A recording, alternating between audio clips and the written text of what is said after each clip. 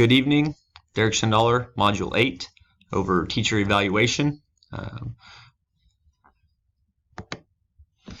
Article 1 is entitled Teacher Evaluation Heads to the Courts. The AFT and NEA have filed several lawsuits regarding methods used in teacher evaluations and in systems in general.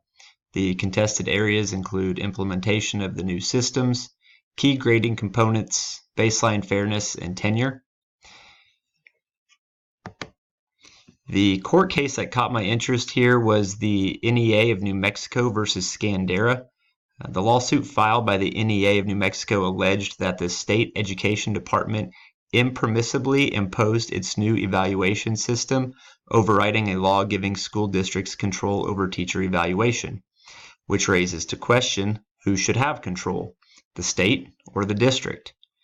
While I believe allowing the state to have control provides school districts firm ground to stand on, I tend to lean toward district control, and the reason for that is the evaluation becomes more specialized for each district, and schools are able to collectively work with staff on development and implementation. I also liked the discussion of the conclusion of this article, mentioning the flaws of the educational system as a whole, and the validity and reliability of both the old and current evaluative systems were mentioned. Article 2 was an overview on the issues of teacher evaluation.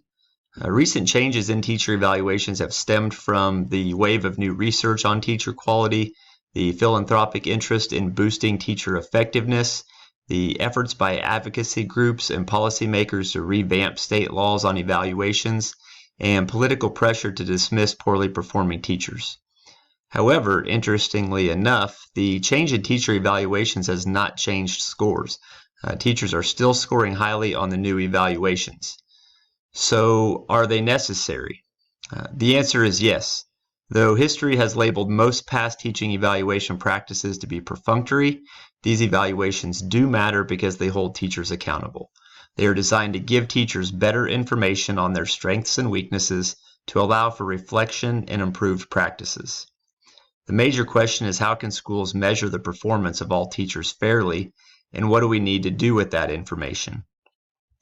The federal government recently offered billions of dollars in grants to states that adjusted their policies to develop and implement new teacher evaluation systems. These policies had to differentiate at least 3 levels of performance and took student achievement into account.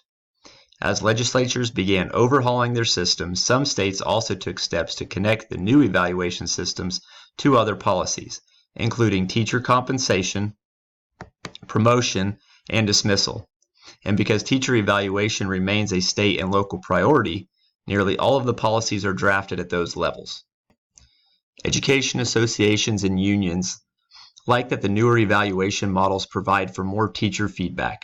They don't think tying test scores to student achievement is fair, nor is compensating teachers or establishing tenure based off of test scores. They bring up the cons of each of the models mentioned in the Module 7 activities, the value-added model, the teacher observation, the framework model, as evidence to support their rationale. Many of the new evaluative systems continue to be in a process of testing and refinement, with their scoring mechanisms facing challenges both from those who think they are too lenient or incompletely implemented, and from those who feel they are unfair or counterproductive. It is for that reason teacher evaluations will remain a contentious and central topic in K-12 education for years to come. Again, the discussion at the end of this article contains some good stuff, and I love the debate. What stuck out was the reference to evaluative models being cookie cutter in nature and removing teachers' ability to be innovative and creative with their craft. I also recently attended a mentoring conference, so the outline of pairing teachers with a mentor to set goals, obtaining approval from the principal, working to achieve those goals, and then evaluating based on the extent the goals were achieved seemed to be a great idea that I'm interested in further researching. The third article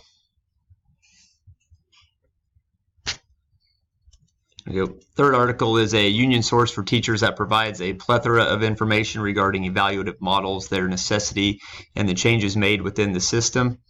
Today's reality is that too often the focus is solely on replacing underperforming teachers rather than on helping all teachers become more effective. our educators need to play an active role in the policy discussion on teacher evaluation reform. The main purpose and principles for the evaluative process are that the system must be developed at the state and local level, and they must be developed in partnership with teachers, their representatives, and within the context of local schools and communities. Educators should advocate for systems that are transparent, fair, comprehensive, and useful to practitioners.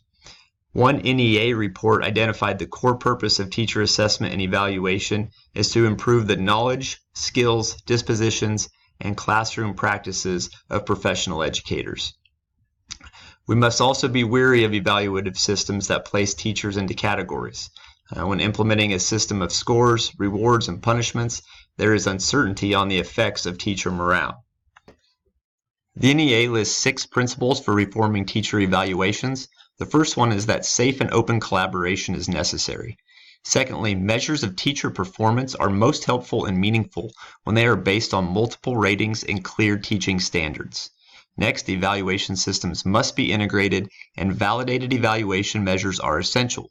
Furthermore, teachers' input in determining performance and learning outcomes should be part of the evaluation process.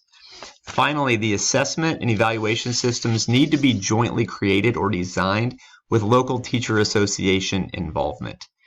In summation, evaluation systems are being developed to help teachers master content, refine their teaching skills, critically analyze their own performance as well as their students' performance, and make changes to improve teaching and learning in their classrooms. And the next section focused on defining effective teaching. There are countless examples and definitions of quality teaching or what makes an effective teacher. I like Darling and Hammond's adaptation that effective teaching enables all students to meet or exceed ambitious goals for student learning. When implementing your chosen evaluative system, it is important to find common ground on the definition of teacher or teaching effectiveness and its vocabulary. More importantly, it establishes a common vision of what teachers should aim for and helps principals better understand how to encourage teachers to achieve their professional best. The best evaluation systems provide targeted support, assistance, and professional growth opportunities to match the needs of the teachers as well as the needs of students, schools, and districts. Defining and measuring effectiveness in the classroom is both difficult and complex, which makes teachers' role in this process all the more important. The association recognizes that no system will be perfect and that no measurement will be exact in all circumstances and for all teachers. But they do believe that a system that provides plenty of information about a teacher will be more useful than one that does not, both in supporting teachers in improving their practice and in supporting administrators who must be certain that summative decisions are based on sufficient evidence. A comprehensive evaluation system should include multiple measures of effective teaching. It is not enough to evaluate teachers using a single form of measurement, such as observations, student test scores, teaching portfolios, or classroom projects. Using multiple measures yields a more complete picture of a teacher's effectiveness in the classroom. It helps administrators and teachers better understand areas of strength and possibilities for improvement.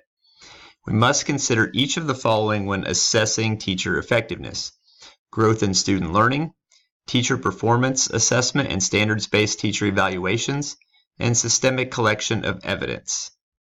Multiple measures of practice, performance, and outcomes encourage educators to improve on what they do. Many examples of multiple measures are included in the article, and most all seem to correlate with an effective evaluation model. The critical follow-up is how to weight each of the measures as they contribute to overall performance.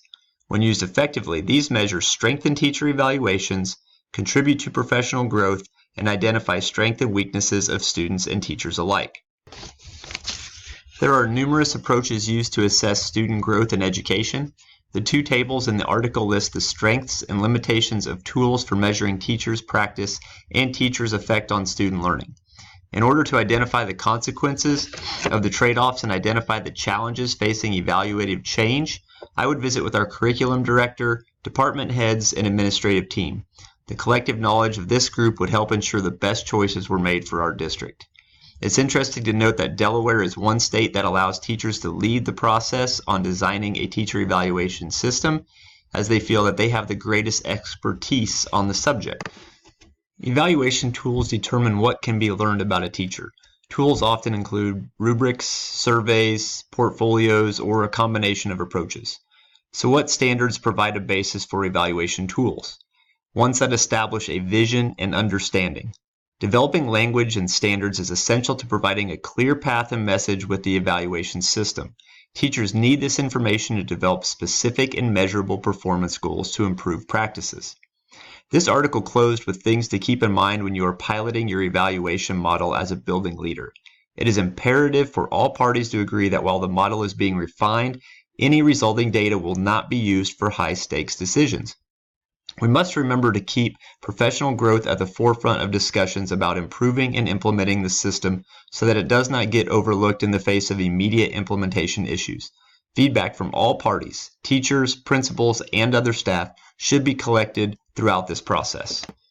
Article 4 was on teacher evaluation measures and systems.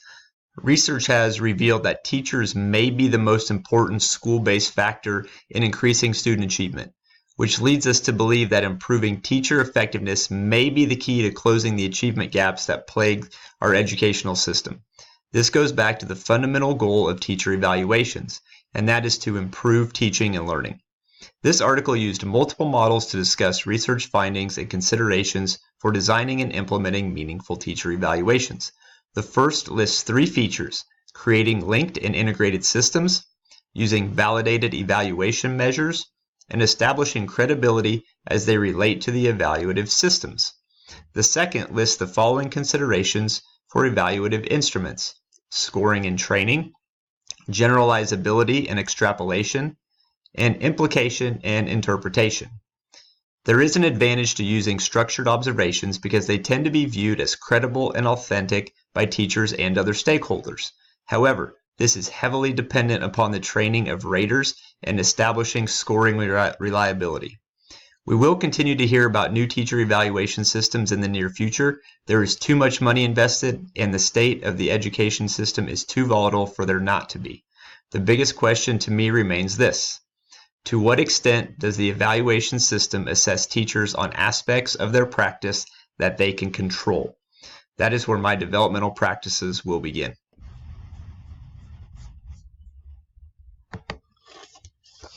Finally, to close up here a little bit about our district policies in Ellenwood, our school uses the E4E philosophy, which is developed by Southwest Plains.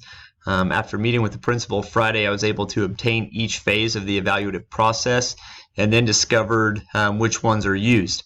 There are many pieces of our evaluation process, and we utilize a little bit less than half of those. Some of the educator tools available are informal observation, formative evaluation and observation, summative evaluation, self-evaluation, goal progress report, goal setting, conference forms, evaluation activities, and professional development plans. Our principal uses the summative evaluation and a walkthrough evaluation that is comparable to the informal observation component. We were asked by the superintendent to complete our own professional development plans each year as well. Our Board of Education policy states the following: the board shall adopt an approved evaluation instrument. The instrument shall govern evaluation of teachers, shall be filed with the clerk, and may be published in teacher handbooks. Evaluation criteria shall be established by the board, and non-renewal or termination shall be in accordance with Kansas law. So there's no documented recourse regarding teacher evaluations in our district. If they feel their evaluation is inaccurate, they are to contact the superintendent and or the school board. And they may also reach out to local and state teachers associations, and they'll need to do that as well if there's a non-renewal or a termination issue. And then what I would do in my reflection as a future school leader to ensure that I'm following legal issues associated with the evaluation process would be to collaboratively work with teachers and administration on evaluation tools and methodologies. That would be my first step. Then I'd make sure to get approval at the district level through the superintendent and the Board of Education before pushing that on to get approval at the state level. I would want to continually collect and document and record data throughout the process. and obviously adhere to any current Board of Education and Kansas